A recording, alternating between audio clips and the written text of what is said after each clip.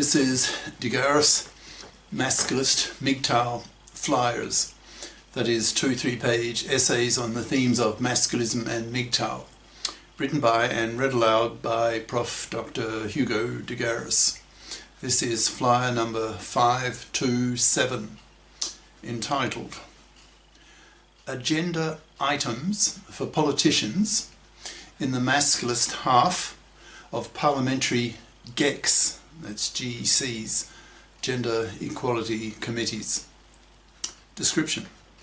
This flyer provides a list of agenda items that politicians in the masculist half of the GECs, that's Gender Equality Committees, in parliaments can use to guide their legislation of masculist gender laws. The flyer itself.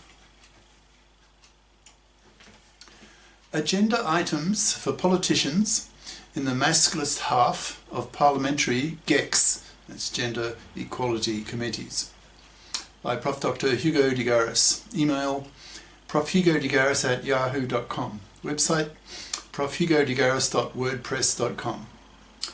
I get frustrated with my fellow manospherians. Most of them are less than half my age and so are way too young to have lived through the feminist transition from the feminist consciousness raising phase to the feminist politics phase. I was in my young 20s when second wave feminism came on the scene, starting with small consciousness raising groups at universities and later in the suburbs. That was in the late 60s and early 70s. Later in the 70s, feminist intellectuals like the Jewish Americans Betty Friedan and Bella Abzug had moved on to create feminist political institutions that had real political teeth and clout, pushing the politicians hard to legislate a long shopping list of items that the feminists wanted so as to change inequalities in society, including such things as equal pay for equal work, equal opportunities for women to enter the professions, fault-free divorce, the establishment of feminist-controlled family courts, the right to have an abortion, and almost achieved the ERA, Equal Rights Amendment. In other words, the second-wave feminists of my mother's generation were very successful and inspired me, since at the time, in my early 20s, I was an avid male feminist. Since I grew up in the 50s and 60s, when women were housewives and, like my mother, were paralytically boring. Then along came feminism, so I hoped then that this new image of women would make them interesting, which to me meant that maybe I could talk, that is, really talk, with women about my intellectual passions of math and physics. So I took a keen interest in feminist books and paid close attention to what the feminists were doing in the parliaments, etc. Half a century later, I'm much more cynical. I now know how to calculate the proportion of women to men at various IQ levels using the female and male IQ bell curve formulas. So know that at full professor level in these subjects, only about 1 in 10 are women, which feels about right in reality. These same bell curve calculations predict that at a Bell Prize level, that's the math equivalent of a Science Nobel Prize, only one woman a century will win one, and that is also the case in reality. So over the years, I became resigned that I would probably never be able to truly share my intellectual passions with a woman. So I gave up my hope of being able to give both my brain and my penis to a woman. I also notice that the few women who were performing at full prof level in the math sciences were often rather androgenized, that is, they had rather male-like brains, probably due to their brains getting a higher dose of testosterone at a critical phase of their embryological development in the womb. Having a relationship with such a woman would be like having a relationship with a gay, that is, not to my taste, nor to my DNA.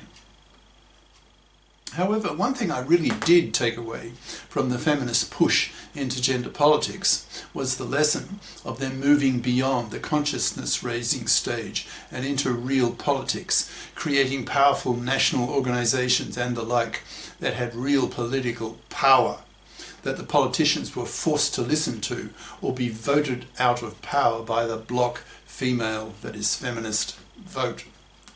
As a masculist, I'd like to see something similar happen for men, since we men desperately need it. This flyer is thus, probably, quite a few years ahead of its time, since my fellow Manospherians are too young to have learned the lesson, that is, the transition from consciousness raising to politics of the feminists, that I learned due to me being more than twice their age. Nevertheless, masculists need to go through a similar transition as did the feminists, so this flyer provides a list of items to be placed on the agenda of the masculist half of the GECs, Gender Equality Committees, that the masculists need to establish to push for the many masculist laws that men need to be implemented.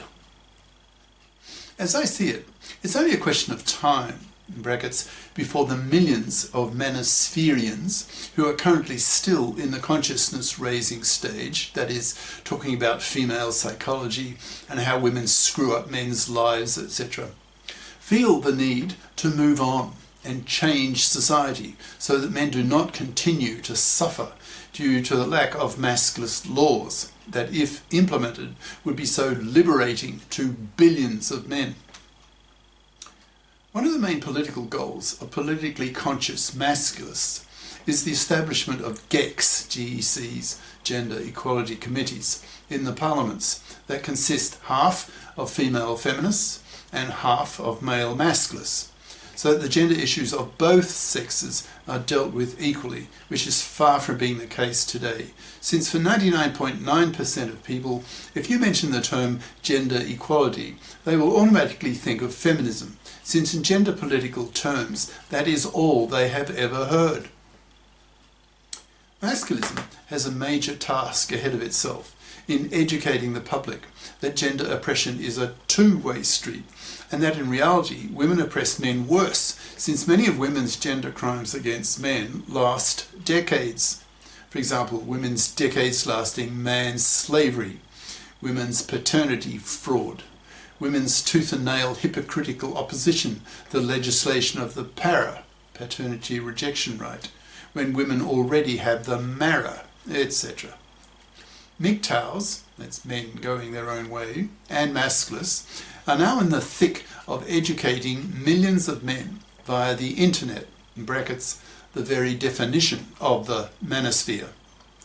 That gender oppression is a two-way street, and that masculist laws need to be passed so that several billion men can be liberated from their current very heavy affliction that women and the fluffy feminists impose on them, especially in the divorce courts, where one father in 4 gets financially crucified and has his life ruined.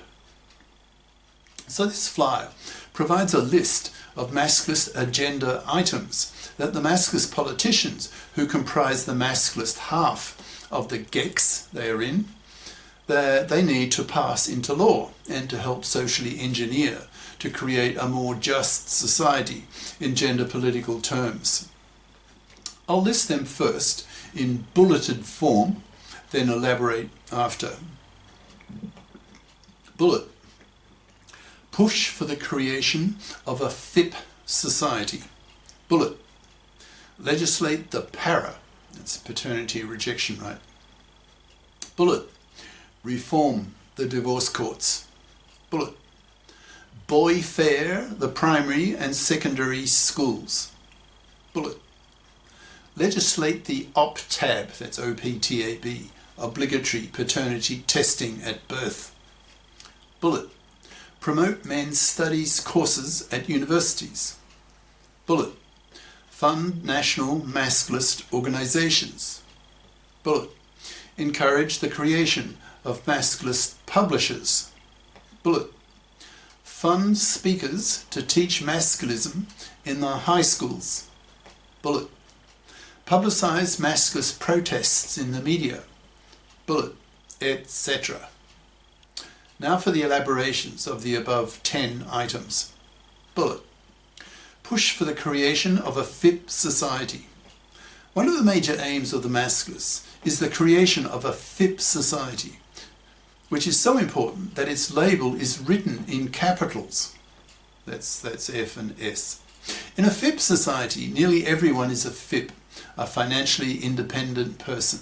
Since children of both sexes, especially girls, are socialised by parents and educated by teachers and professors to be FIPs, that's financially independent persons, who do not expect to be able to parasite off the labour and money of another person.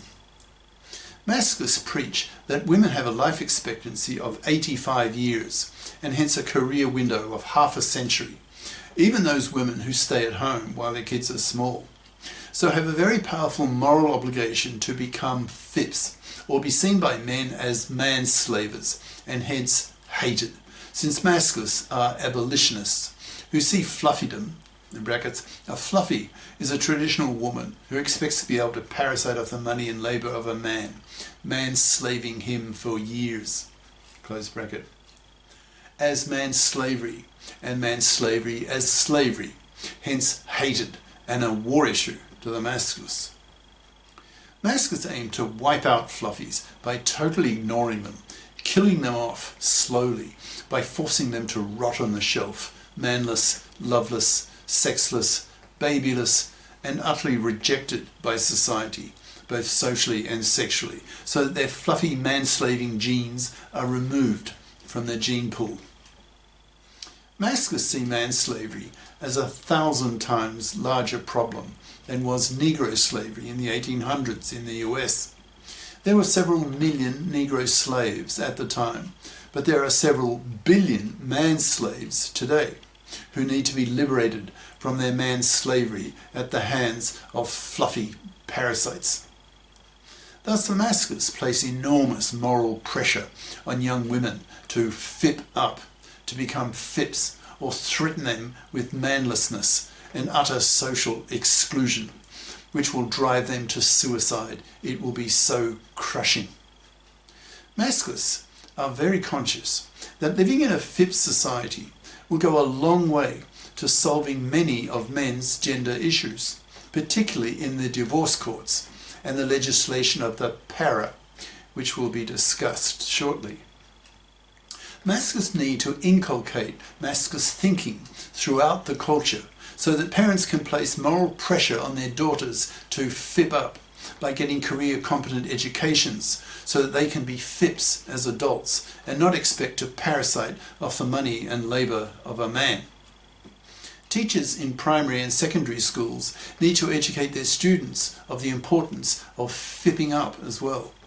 Thus the initial thrust of the Masculists, now that our ideology has been made clear, is to undertake a hefty education of society into Masculist principles. This is the end of part 1.